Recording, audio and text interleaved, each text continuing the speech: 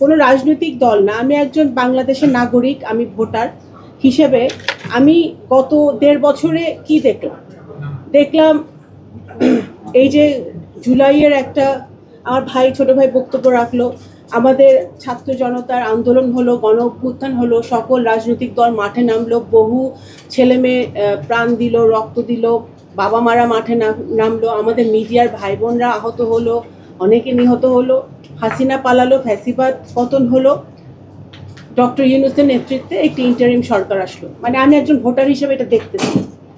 এই বাংলাদেশ জাতীয়তাবাদী দল, এনসিপি, জামাত, সাকিব ভাইদের দল, যত দল আছে বাংলাদেশে সবাই ডক্টর ইউনূসের উপরে আস্থা, জিএসএ গণসংহতি আন্দোলন, জিএসএ গণসংহতি আন্দোলন সহ সকল রাজনৈতিক দল ডক্টর ইউনূসের উপরে আস্থা রাখলেন, ওনার উপদেষ্টা মণ্ডলীর উপর আস্থা রাখলেন যে তারা বাংলাদেশের যে ক্রাইসিস মোমেন্টে ডক্টর ইউনূস দায়িত্ব নিয়েছেন সেই দায়িত্বটা উনি পালন করবেন, করে একটি গণতান্ত্রিক রাস্তায় পথে বাংলাদেশ হাঁটবে। আচ্ছা, 10 মাস না 11 মাস চললো না ঐক্য কমিশনের বৈঠক?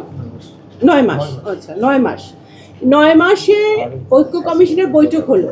বৈঠক করে আলী রিয়াদ সাহেব যার নেতৃত্বে হয়েছিল উনি আবার বাংলাদেশ ত্যাগ করে চলে গেছে। এখন গতকালকে আসিফ নজরুল সাহেব বলতেছে ভাই ঐক্য তো হয় নাই, আপনারা আবার 1 সপ্তাহ টাইম দিলাম ঠিক করেন নাকি কথা। আমি ধরেন ভোটার, আমি হলো গ্রামে থাকি, আমি কিছু বুঝি না, তো 9 মাসে কি হইলো? এই যে জিএসএ, বিএনপি, এনসিপি, জামাত সহ সকল রাজনৈতিক দলকে চা বিস্কুট যে খাইলো সকাল থেকে বিকাল পর্যন্ত আলী রিয়াদ সাহেবদের সাথে, এটার আলটিমেট গোলটা কি, আলটিমেট রেজাল্টটা কি? আমরা যেটা আমার ছোট ভাই বললেন, এই বৃষ্টির মধ্যে ছাতা ধরে সবাই গেল, জাতীয় সনদে একটা স্বাক্ষর করলো, করে আমরা দেখালাম আমরা এক আছি, এক থেকে আমরা ইয়ে করলাম। তাহলে আমার as a layman, as a voter, আমার মনে প্রশ্ন জাগতেই পারে যে এই ঐক্য কমিশনের প্রয়োজনটা কি ছিল? ভাই প্রথমেই ডক্টর ইউনূস এসে বলতে পারতো যে এই 84টা আইটেম আছে, আপনাদের ঘরে ঘরে পাঠিয়ে দিলাম, আপনারা টিকমার্ক দেন, আমরা কোথায় আপনারা একমত কোথায় দ্বিমত, 1 সপ্তাহের মধ্যে আমার কোর্স কমপ্লিট। কারণ তাহলে তো ঐক্যমত তো হইতেছে না। And that is the beauty of democracy. ভাই আপনি গণতন্ত্র চাইবেন, আপনি ডেমোক্রেসি পালন করবেন, আবার ওভারনাইট সংস্কার চাইবেন, এই দুটো একসাথে হয় না। সংস্কার and reform or change is a continuous process. আপনি আজকে 2টা চেঞ্জ আনবেন, আপনার অপেক্ষা করতে হবে, আবার আপনি, কারণ সব গণতান্ত্রিক পরিবেশে, গণতান্ত্রিক সিস্টেমে আমরা এই 5 জন আমরা একমত হব না, 5 জনের 5টা মত থাকবে এবং সময় বেশি লাগবে। তাই বলে কি আমরা পিছিয়ে যাব? আমরা কি মন খারাপ করব? আমরা কি ভাববো যে আমাদের কোনো সংস্কার হচ্ছে না? তা না। এই যে আমার ভাই বললো যে কি নোট অফ ডিসেন্ট নিয়ে, মনে হচ্ছে আমি টক শোতে বসছি। আচ্ছা, নোট অফ ডিসেন্ট নিয়ে আপনার কি জানি একটা তুমি টার্ম ইউজ করলো, দর কষাকষি না, কি চিল্লাচিল্লি করতেছি, হ্যাঁ আমরা শাউটিং ম্যাচ, হ্যাঁ শাউটিং ম্যাচ, হ্যাঁ শাউটিং ম্যাচ যে আমরা করছি, আমরা এই যে শাউটিং ম্যাচ করছি না, আমরা এটা ফ্ল্যাগ করেছি। আমরা যখন এই আলী রিয়াদ সাহেব ওনার রিপোর্ট পেশ করেছে, পরের দিনই বিএনপি অফিসিয়াল প্রেস কনফারেন্স করে আমাদের কি কি প্রবলেম আছে এটা নিয়ে সেগুলো আমরা জাতির উদ্দেশ্যে পেশ করেছি। ঠিক আছে, আমরা শাউটিং ম্যাচ করি না। শাউটিং ম্যাচ ওইটাকে বলে যখন 5 দফা দেয়া, এখন আমরা পিআর চাই, সারা দেশে আন্দোলন। আচ্ছা, পিআর এখন একটু কমছে, শুনতেছি না পিআরের কথা বেশি, এখন গণভোট চাই, সারা দেশে আন্দোলন। এখন গতকালকে 8টা দল দেখলাম একসাথে দাঁড়িয়ে ওনারা গণভোট চাচ্ছেন। আমার কথা হচ্ছে, গতকালকে আপনারা দেখছেন বাংলাদেশ জাতীয়তাবাদী দল, আমরা 237টা সিটে আমরা মোটামুটি আমরা প্রার্থী চূড়ান্ত করেছি। আমরা সারা দেশ ভোটাররা নির্বাচনের দিকে আগাচ্ছে, জনগণ এগিয়ে আছে, রাজনৈতিক দলগুলো পিছিয়ে আছে, বিকজ মানুষ এখন ভোট দিতে চায়। আপনারা যখন জুলাই সনদ সই করছেন, আমি একজন মাঠের কর্মী হিসেবে আমি আমার গ্রামে বসে, আমার গ্রামে ছিলাম সেই দিন, কারণ আমার গ্রামের লোকটা ভোট দিতে পারেনি গত 17 বছর। ওই জুলাই সনদে কি লেখা আছে, ওরা ভাই গণভোটে কি কি লেখা আছে ওরা জানে না। ওদেরকে জানাইতে হলে ওদেরকে মিনিমাম 6 মাস ওদেরকে শিখাইতে হবে। ওরা কিসের উপর ভোটটা দিবে? গণভোট ইয়েস নো, তাহলে কিসের উপরে বলবে? তাদেরকে বুঝতে তো হবে। আপনারা নভেম্বর মাসে গণভোট চাচ্ছেন, তো ওয়ের ইজ দ্য টাইম যে তারা গণভোট বুঝবে? আচ্ছা, ইভেন আমরা যে বিএনপি যে রাজি হয়েছে ফেব্রুয়ারি মাসে, আমি রাজনৈতিক কর্মী হিসেবে বাদ দিলাম, আমি একজন ভোটার হিসেবে আমার কাছে মনে হয় ইটস টু সুন। আমি ফেব্রুয়ারি মাসে আমি গণভোট কিসের উপরে দিব সেটাও তো আমার বুঝতে আমার সময় লাগতে পারে, ঠিক আছে না?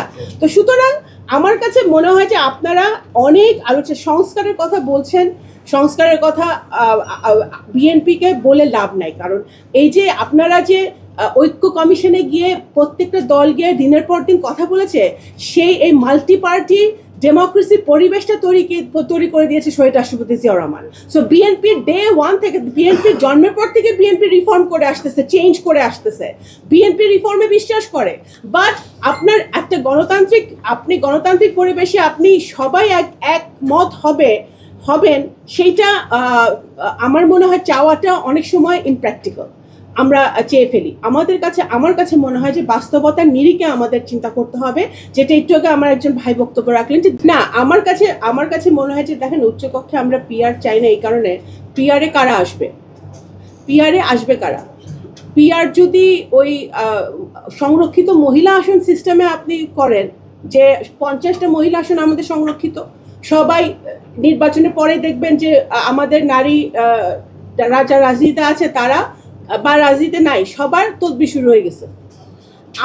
আমার ব্যক্তিগত রাজনৈতিক কর্মী হিসেবে আমার এখানে মতামত হচ্ছে যে আপনার ওই সিস্টেমটা চেঞ্জ করতে হবে। পিআর উচ্চকক্ষের কি সিস্টেমে হবে সেটা ইম্পর্টেন্ট আমার কাছে মোর, বিকজ আমাদের সিভিল সোসাইটি, আমাদের পলিটিশিয়ানস তো অবশ্যই, আমাদের সিভিল সোসাইটির মধ্যে সবাই পোলারাইজড, কেউ কোনো না কোনো পন্থী, কেউ জামাতপন্থী, কেউ আওয়ামী লীগ পন্থী, কেউ বিএনপি পন্থী, কেউ এনসিপি পন্থী, কেউ জিএসএ পন্থী। কিন্তু আপনি এমন কোনো সিভিল সোসাইটির সদস্য পাইছেন আজ পর্যন্ত বাংলাদেশের যে কোনো পন্থী না, যে বাংলাদেশের মানুষের পক্ষে কথা বলে? আমাদের নাগরিক কোয়ালিশন কোন পন্থী? আগে বাইর করেন। এখন সেটা হচ্ছে, আমি মনে করি যে পিআরএ যখন আপনি পিআরএ এনেও কোনো লাভ হবে না। আপনি পিআরএ আনলে তো কি হবে? আপনার তো যারা সদস্য থাকবে তারা কিন্তু তাদের লাইনে কথা বলবে, তারা আপনি ওখান থেকে বের হয়ে, তাদের পন্থী থেকে বের হয়ে, তারা পার্লামেন্টের স্বার্থে, আইন পলিসি আপনার ইমপ্লিমেন্টেশনের স্বার্থে, জনগণের স্বার্থে তারা কি একটা নিরপেক্ষ জায়গা থেকে ভূমিকা রাখতে পারবে যে কোনো ল পাস করার সময়? আপনাদের যে প্রপোজাল, ওইখানে কারা আসবে? ওটা তো সরাসরি সেই প্রপোজালটাও আমি মনে করি একটা বাছাই প্রক্রিয়া একটা, আমি এই জন্য নারী সংরক্ষিত নারী আসনে উদাহরণটা টানলাম এই কারণে, কারণ এটা আমরা দেখে আসি। I don't like that system. আপনার ওই একটা ট্রান্সপারেন্সি, একটা অ্যাকাউন্টেবিলিটি আনতে হবে। আপনি উচ্চকক্ষে কিভাবে দলগুলো তাদের সদস্যদেরকে আনছে, মনোনয়ন দিচ্ছে, তো সেই জায়গাটা থেকে সেই কারণে আমরা পিআর সিস্টেমের বর্তমানে আপাতত বিরুদ্ধে। ভবিষ্যতে যে কখনো পিআর সিস্টেম বাংলাদেশে হইতে পারবে না তা তো না, হইতে পারে। আলোচনার মাধ্যমে আপনি একটা পাইলট প্রজেক্ট করেন, কোথাও করেন, কোনো একটা কনস্টিটিউয়েন্সিতে পিআর সিস্টেমে, দেখেন হয় নাকি ইমপ্লিমেন্টেশন করতে পারেন। সেটা অবশ্যই আপনি গবেষণা করেন, বিভিন্ন দেশে পিআর সিস্টেম করে আপনি আনেন। তো সুতরাং বর্তমানে আমরা এই কারণে পিআর সিস্টেমের বিরুদ্ধে।